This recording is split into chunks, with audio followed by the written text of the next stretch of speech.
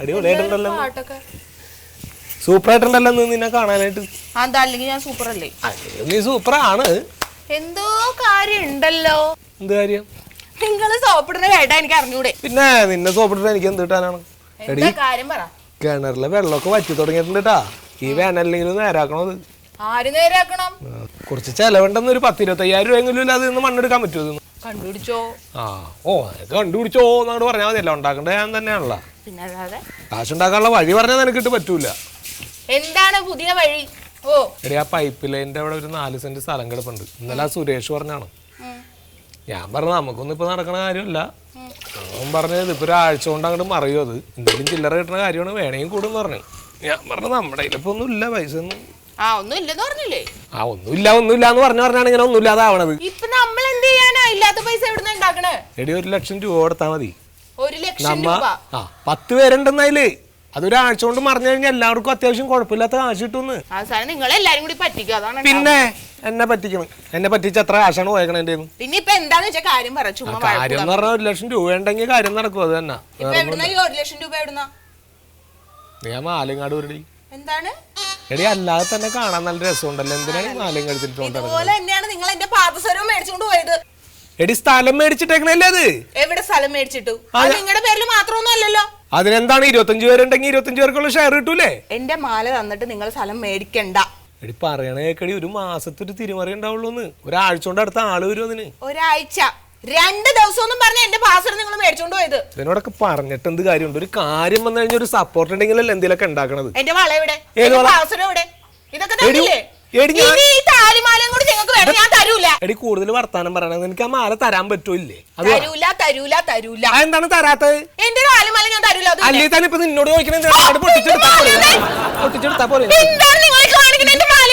നിന്റെ മാല വണ്ടി വെറുതെ കളിക്കാൻ നിൽക്കുന്ന ആവശ്യത്തിന് വേണ്ടിയാണ് ഞാൻ ചോദിച്ചത്. എന്താണ് താലിമാല എന്നൊരു ആവശ്യം നടക്കണ്ടേ? അല്ലാതെ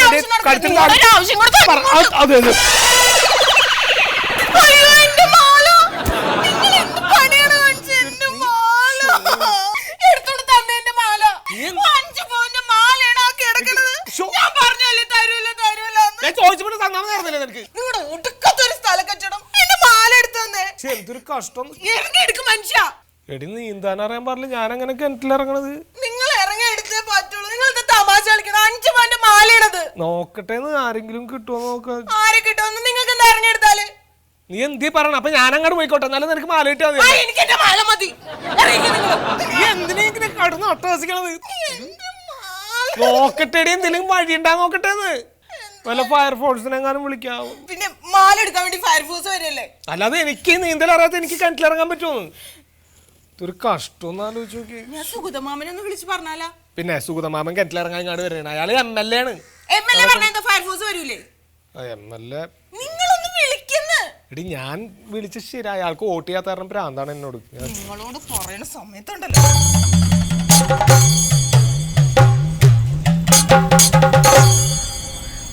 ആ മാമ മണ്ടുവാണ്. എന്റെ 5 പവന്റെ മാല കിണറ്റി പോയി. ഒന്ന് ഫയർഫോഴ്സിനോട് ഇങ്ങോട്ട് വരാൻ പറയോ? ശരി പറഞ്ഞു. ഇങ്ങനെ ഒരു മാമനുള്ളത് എന്റെ ഭാഗ്യമാണ്. പുള്ളി പറഞ്ഞാ വരും ഫയർഫോഴ്സ്.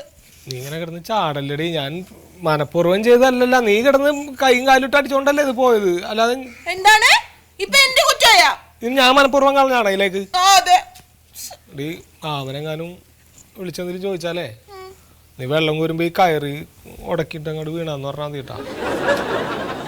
എന്തെങ്കിലും പറഞ്ഞാലേ കൂടിപ്പോ. മണ്ടു, 1 2 3 പിടി സാറേ.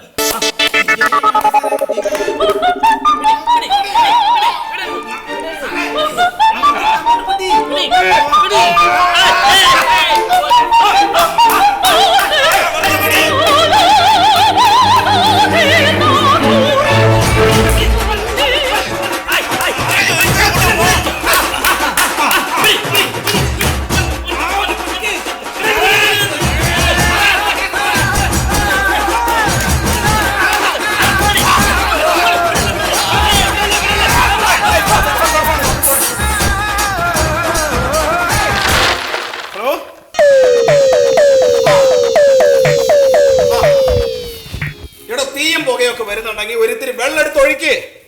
ഇവിടെ വണ്ടിയില്ല. വണ്ടി MP-യുടെ പൂച്ച മരത്ത് കയറിയിരിക്കുകയാണ്. ആ താഴെ ഇറങ്ങുന്നില്ല, അതിനെ ഇറക്കാൻ വേണ്ടി പോയിരിക്കുകയാണ്. ശരി ശരി, ഓക്കെ. ആ പിടി പിടി തുടങ്ങാം. One, two, three, start. സാറേ, എനിക്കൊരു സംശയം. നമ്മൾ വേട്ടക്കാരുമല്ലോ ആണോ?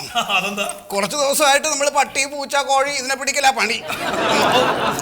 അതെ, MLA-മാരും MP-മാരും പറയുന്നത് കേട്ടില്ലെങ്കിൽ അവര് നമ്മളെ കാസർഗോട്ടേക്കോ മറ്റോ നാട് കടത്തും. അയ്യോ, അത് വേണ്ട. അയ്യോ ഈ ജനപ്രതിനിധികൾ കൊണ്ട് നമ്മൾ തോറ്റ്. കഴിഞ്ഞ ദിവസം തന്നെ ആ പഞ്ചായത്ത് മെമ്പറുടെ പട്ടി കുളത്തിൽ പോയിട്ട് ഞാനല്ലേ പോയി എടുത്തു കൊടുത്തത്. പട്ടിപിടുത്തക്കാരൻ. ഏയ്! അത് ഫൗളാണ്, ഫൗളാണ്, അത് ഫൗളാണ്. ഞാൻ അടിച്ചു. എന്താണ് സാറേ ഇത്? കളിക്കരുത്, കാശെടുക്കും 100 രൂപ. ഞാനിവിടെ സംസാരിച്ചോണ്ട് നിൽക്കുന്ന സമയത്ത് സാധാരണ അല്ല, അടുത്ത് പിടിക്കാൻ പറ്റുന്ന 100 രൂപ തന്നിട്ട് നമുക്ക് അടുത്ത് പിടിക്കാം. എന്താടോ എന്റെ PA ഫോൺ വിളിച്ചാ ഒന്ന് എടുക്കാൻ പോലും സമയമില്ല. അത്ര തിരക്കാണല്ലേ? ആരും വിളിച്ചില്ലല്ലോ സാർ.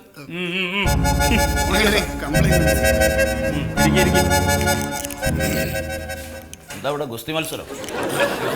വെറുതെ ഇങ്ങനെ സമയം പോകാൻ വേണ്ടിട്ട് ഞാൻ വന്നതൊരു പ്രധാനപ്പെട്ട കാര്യം പറയാനാ. ഓ പറയൂ സാർ. എന്റെ വകയിലൊരു അനന്തരവളുടെ 5 പവന്റെ മാല കിണറ്റിൽ പോയി. താൻ അതൊന്ന് എടുത്തു കൊടുക്കണം. അയ്യോ ഞാനോ? താൻ വേണ്ടടോ, പിള്ളേരെ വിട്ടാ മതി. സാറേ, ഞങ്ങൾ ഫയർഫോഴ്സുകാർ വളയും മാലയൊക്കെ മുങ്ങിയെടുക്കാൻ പോവാന്ന് പറഞ്ഞാൽ മോശമല്ലേ? ആളുകൾ കളിയാക്കി ചിരിക്കില്ലേ? കളിയാക്കി ചിരിക്കും. അതെന്തിന്? പിന്നെ നിങ്ങൾക്ക് എന്താ പണി? സാറേ, ഞങ്ങൾ ആളുകളുടെ ജീവനും സ്വത്തിനും സംരക്ഷണം നൽകുന്നവരല്ലേ? ജീവനും സ്വത്തിനും. എടോ, 5 പവന്റെ സ്വർണം എന്ന് പറഞ്ഞ സ്വത്തല്ലേ? ഭവനൊക്കെ ഇപ്പൊ എന്താ വില? സാറേ, സ്വത്തെന്ന് പറഞ്ഞു കഴിഞ്ഞാൽ ആളുകളുടെ വീട്, സ്ഥാപനങ്ങള്, അതുപോലുള്ള സംഗതികള്, അതല്ലേ ആ ഗണത്തിൽപ്പെടുന്നത്. അത് കത്തി നശിക്കുമ്പോ സഹായിക്കാനല്ലേ ഫയർഫോഴ്സുകാര്. സാറിന് നിയമമൊക്കെ അറിയുന്നതല്ലേ? ഓഹോ, എടോ, ഞാനൊരു ജനപ്രതിനിധിയാണ്. ജനങ്ങളുടെ നികുതി പണം കൊണ്ടാണ് നിങ്ങൾക്കൊക്കെ ശമ്പളം തരുന്നത്.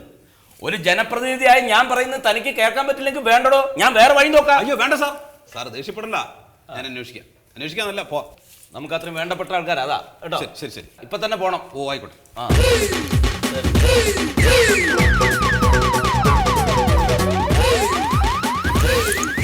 എന്തൊരു കഷ്ടമാണെന്ന്. മറിമായം